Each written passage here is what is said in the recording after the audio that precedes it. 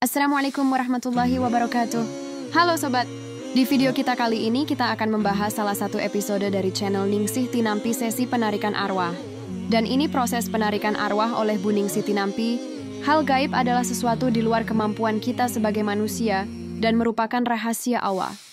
Namun atas kuasa dan kehendaknya ada sebagian manusia yang diberi izin untuk mengetahui hal gaib.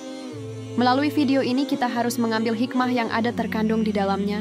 Tetaplah pandai dalam menyikapi sesuatu. Dan jadikan tolak ukur pada diri sendiri, agar dalam menjalani kehidupan kita, senantiasa berhati-hati. Tiap manusia pasti akan mengalami kematian. Dan dalam agama Islam, setelah melalui alam dunia, selanjutnya akan memasuki alam kubur. Nah, alam kubur inilah manusia akan merasakan apa saja yang telah ia lakukan di dunia. Jika taat kepada Allah, maka dia mendapatkan nikmat kubur. Tetapi jika kufur kepada Allah dan melakukan banyak dosa, maka dia akan mengalami siksa kubur. Na'udzubillah min zalik. Kali ini yang dipanggil adalah anak perempuan dari pasien. Assalamualaikum. Please. Ibu aja yang bangun mereka. Jangan pegang-pegang dulu. Langsung berdiri. Assalamualaikum. Ya, saya panggil gimana? Assalamualaikum, Lis. Nih Ibu, Lis. Assalamualaikum. Ya, gatal-gatal di sekujur tubuhnya. Dengar Ibu sayang. Seperti bongkahan batu ini Bu, datanya ini. Terus gatal. Banyak belatung.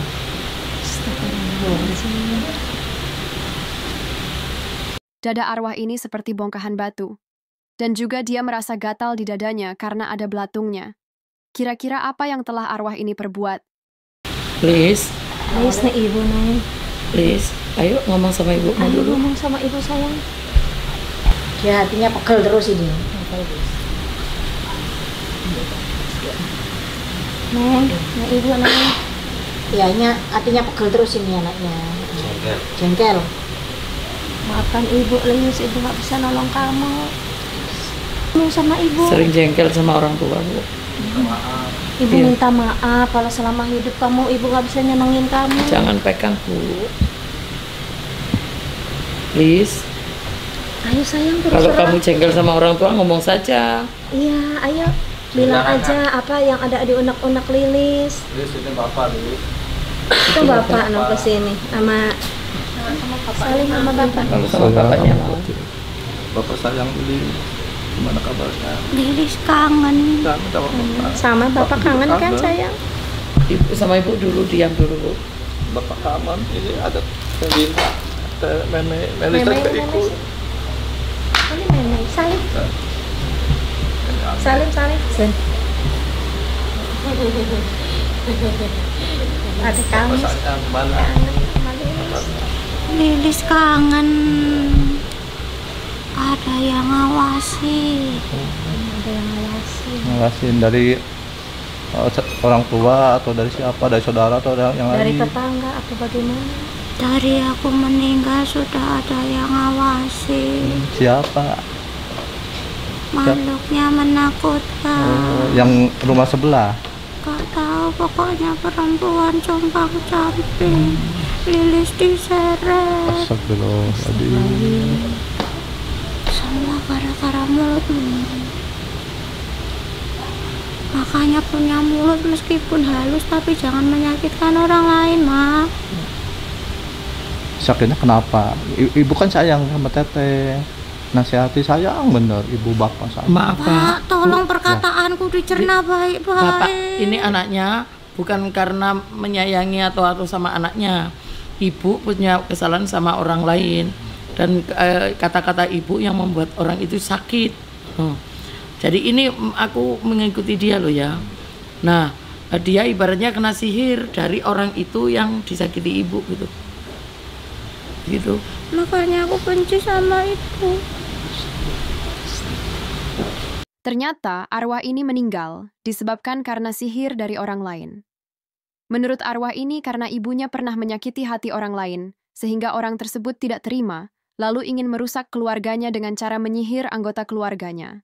Dari arwah tersebut kita dapat mengambil hikmah dengan apa yang terjadi padanya, yaitu jangan menyakiti hati orang lain, seperti yang terkandung dalam Al-Quran Surah Al-Isra, ayat 53. Dan katakanlah kepada hamba-hambaku, hendaklah mereka mengucapkan perkataan yang lebih baik atau benar. Sesungguhnya setan itu menimbulkan perselisihan di antara mereka. Ayat ini mengingatkan kita untuk berbicara dengan baik agar tidak menyakiti hati orang lain. Dan juga dalam hadits riwayat Ahmad, barang siapa yang beriman kepada Allah dan hari akhir, maka hendaklah ia berkata baik atau diam. Hadits ini mengajarkan untuk berkata baik atau memilih diam jika ucapannya dapat menyakiti hati orang lain. Orang itu nyihir, memang tujuannya ke kamu. Oh begitu. Karena tahu orang tuaku sayang sama aku. Oh, karena tahu orang tuamu sayang sama Biar kamu. bikin orang tuaku kepikiran, biar sedih, biar gak semangat ngapa-ngapain. Makanya Ma gak usah ikut campur urusan orang lain, Ma. Makanya aku bilang gak usah terlalu ikut campur urusan orang lain. Ibu menasehati istrinya, suaminya nanti yang nggak terima kan pasti istrinya cerita ke suaminya. Nanti disuruh ibu ini suruh gini, ibu yang kena. Nggak mungkin kalau istrinya cerita ke suaminya nggak bilang saran dari ibu. Makanya aku bilang nggak usah ikut urusan orang lain, Bu.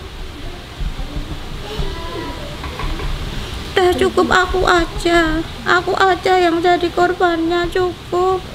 Hanya sudah tahu begini, coba hidupnya lebih dirubah lagi.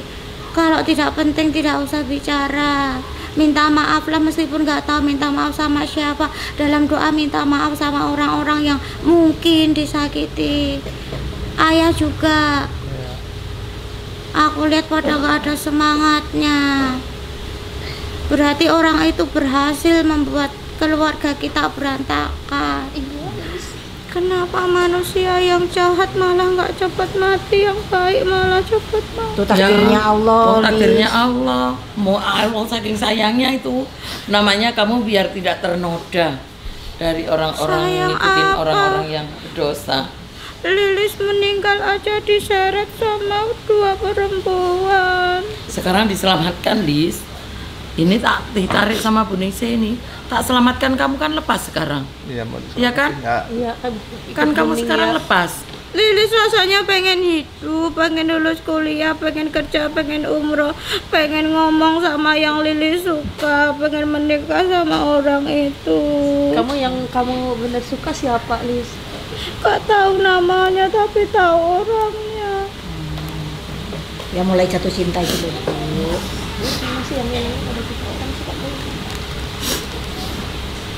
Lis, kamu harus ikhlas ya, Ndok. Ingat ya, kamu lahir dulu sudah ditakdirkan matimu dengan cara seperti ini. Ya, semuanya takdir Allah. Mau nggak mau harus nerima. Kita ini siapa? Kita bukan siapa-siapa. Tapi Lilis selama itu baik terus, sama temen juga nolong. Buktinya Lilis gak ada banyak yang kehilangan. Justru kamu baik itu kamu dicintai Allah. Biar kamu tidak ternoda dari apa yang selama ini anak-anak lain jalankan. Ya. Lilis hampir lulus. Ya harus sabar. Nilainya juga bagus. Kan ada yang habis barusan lahir terus meninggal dunia juga banyak. Yang belum lahir juga sudah meninggal juga banyak. Ya. Masih SD sudah meninggal juga banyak. Pengen wisuda. Ya harus sabar dulu. Harus menerima dan ikhlas ya. Bu Ningsih memberikan nasihat untuk arwah ini untuk sabar tentang apa yang sudah ditetapkan Allah. Karena segala apa yang terjadi hal baik atau buruk itu semua takdir dari Allah, dan kita harus ridho dengan takdir Allah. Dalam hadits riwayat Muslim, nomor 2877. Dari Jabir bin Abdullah radhiyallahu anhu, Rasulullah bersabda, "Janganlah sekali-kali salah seorang di antara kalian meninggal dunia, kecuali dalam keadaan berbaik sangka kepada Allah." Pesan ini mengajarkan agar seorang muslim senantiasa memiliki husnuzan, prasangka baik, kepada Allah, terutama menjelang ajal tiba. Maksudnya adalah tetap yakin bahwa Allah akan memberikan rahmat, ampunan, dan kebaikan, meskipun dosa-dosa telah dilakukan. Sudah ya? Apa nanti saya terangkan, Bu? Sudah ya? Ya. Salim sama Bapak sama Ibu. Semangat ya. Iya, iya, yang salah ya. Bapak sayang, saya. Bapak sayang kali ini. Ayo sama ibu. Saling dong Neng sama ibu, Neng jangan gitu, minta maaf ibu. Lupa dulu sifat ibu, jangan gitu Iya, juga. Iya. Janji mau Robert. Sudah ya Pak? Sudah ya? Iya. Bismillahirrahmanirrahim. Baik sobat, seperti itulah contoh siksa kubur yang dialami karena harus mempertanggungjawabkan perbuatannya ketika di dunia. Semoga dengan melihat video barusan kita harus lebih banyak istighfar, mohon ampun dan memperbaiki diri, supaya kita bisa selamat dunia akhirat. Jangan lupa subscribe, like, dan share ya untuk video berikutnya. Wassalamualaikum warahmatullahi wabarakatuh.